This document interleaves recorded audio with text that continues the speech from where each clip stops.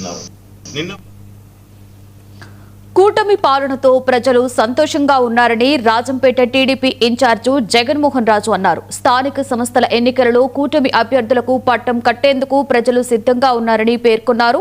రాజంపేట నియోజకవర్గంలో గత ప్రభుత్వ నాయకులు ప్రభుత్వ భూమిని కబ్జా చేశారని ఆయన ఆరోపించారు. ఆ భూములను ప్రభుత్వం దృష్టికి తీసుకువెళ్లి పేదలకు పంచిపెడతాము అంటున్న జగన్మోహన్ రాజుతో మా ప్రతినిధి రాజు ఫేస్ టు ఫేస్.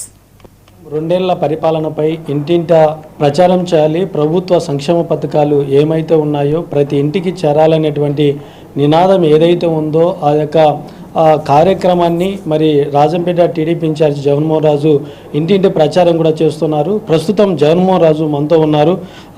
సార్, 2 ఏళ్ల పరిపాలన సందర్భంగా రాజంపేట నియోజకవర్గంలో ప్రభుత్వ పథకాల నుంచి ఇప్పటికే చాలా వరకు తీసుకెళ్లడం జరిగింది. మరి ప్రజల నుంచి ఎలాంటి స్పందన ఉంది?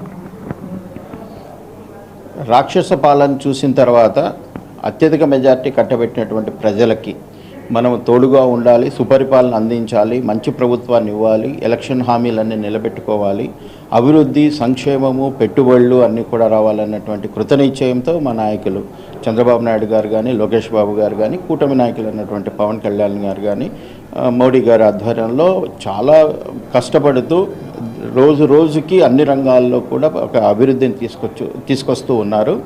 ఈ క్రమంలో 2 సంవత్సరాలు పూర్తయిన సందర్భంగా మేము ఏం చేశామో, ఇంకా ఏమన్నా ప్రభుత్వ ఫలాలు వాళ్ళకి అందడంలో కూడా ఏమన్నా ఇబ్బందులు ఉన్నాయా, ఇంకా స్థానికంగా ఏమన్నా వాళ్ళకు అభివృద్ధి జరగాల్సి ఉందా అన్నటువంటి విషయాలన్నీ కూడా ప్రజలతో మమేకమై వారి నుంచి వాళ్ళ సలహాలు, ఆశీర్వాదాలు తీసుకోవాలని చెప్పి మేము ఇంటింటి కార్యక్రమాన్ని కూడా ప్రారంభించడం జరిగింది. మేము ప్రతిరోజు ఒక 20-30 ఇండ్లకు వెళ్ళి వాళ్ళతో మాట్లాడి అక్కడ చర్చించడం జరిగింది. అందులో ప్రజలు చాలా సంతోషంగా ఉన్నారు. మొదట వాళ్ళు మేము ఈ ప్రభుత్వం వచ్చిన తర్వాత ఎటువంటి భయం లేకుండా నిర్భయంగా మేము గుండె మీద చేతులు వేసుకొని నిద్రపోతున్నాము.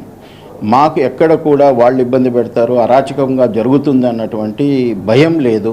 ఎక్కడ కూడా చట్టబద్ధ పాలన సాగుతుంది అన్నటువంటి దగ్గర నుంచి ఎక్కడైనా కానీ సంక్షేమ పథకాల అందడంలో టెక్నికల్ సమస్యలు ఉంటే కనుక మేము కూడా స్థానికంగా అధికారులను అక్కడతో సంప్రదించి అక్కడ ఉన్నటువంటి టెక్నికల్ సమస్యలన్నీ కూడా తీర్చి వాళ్ళని అర్హులందరికీ కూడా సంక్షేమ పథకాలు అందించడమే కాకుండా గతంలో ఎక్కడ కూడా తట్టెడు మట్టి వేయకపోయినా కానీ ఇక్కడ మేము వచ్చిన తర్వాత సిమెంట్ రోడ్లు, తర్వాత గ్రామాల కనెక్టివిటీ సంబంధించినటువంటి రోడ్లన్నీ వేయడం జరిగింది. దీని ప్రజల్లో కూడా చాలా సంతృప్తిని వ్యక్తం చేస్తూ ఉన్నారు. చిన్న చిన్న సమస్యలు ఉంటే కనుక అక్కడ కూడా పరిష్కారం చేస్తూ ముందుకెళ్తూ ఉన్నాం. ప్రధానంగా కూడా వైసీపీ డిఎస్సి దాంట్లో అక్రమాలు జరిగాయని చెప్పి కూడా రిలే నిరదీక్షలు కావచ్చు, ఆందోళన కూడా పిలుపునివ్వడం జరిగింది. దీన్ని ఎలా చూడవచ్చు అంటారు? డిఎస్సికి సంబంధించింది అసలు సమస్యే కాదు. ఎక్కడ కూడా బాధితులు ఈ డిఎస్సి ఎగ్జామ్ రాసిన ఏ ఒక్కరు కూడా ఇంతవరకు మాకు ఎగ్జామ్ వల్ల ఇబ్బంది అయింది అని ఎవరు కూడా అనలేదు. కానీ ఏదో లేనిది సృష్టించి ఉనికి కోసం అభాండాలు వేయాలన్నటువంటి ప్రయత్నం వైసీపీ వాళ్ళు చేస్తున్నారే కానీ ఇందులో ఎటువంటి నిజము లేదు. ఎక్కడ కూడా ఒక చిన్న ఆధారం లేదు. అందరూ కూడా డిఎస్సి సెలెక్ట్ అయినటువంటి వాళ్ళందరినీ కూడా నిజాయితీగా మేము పరీక్షలు రాసాము. ఎవరైతే కనుక అర్హులు ఉన్నారో, ఎవరైతే బాగా కష్టపడి చదివారో వాళ్ళకి మాత్రమే ఉద్యోగాలు వచ్చినాయి. ఎక్కడ కూడా ఇబ్బంది జరగలేదని చెప్పి ఎగ్జామ్ రాసినటువంటి వాళ్ళందరూ అంటూ ఉంటే వీళ్ళకి ఏదో ఒక అభాండాలు వేయాలా, నిందలు వేయాలన్నటువంటి ప్రయత్నం చేస్తున్నారే తప్ప ఇది లేదు. ఇది కేవలం ఉనికి కోసం వాళ్ళు చేసేటటువంటి పోరాటమే. ప్రజల మద్దతు దీనికి లేదు. ప్రజలందరూ కూడా వాళ్ళ చర్యల పట్ల అసహించుకుంటున్నారు. రాబోయేటటువంటి స్థానిక ఎన్నికలు త్వరలో రాబోతున్నాయని చెప్పి కూడా చెప్తూ ఉన్నటువంటి పరిస్థితి. ఈ నియోజకవర్గంలో ఏ విధంగా మీరు ఒక ప్రణాళికను ప్లాన్ చేసుకున్నారు?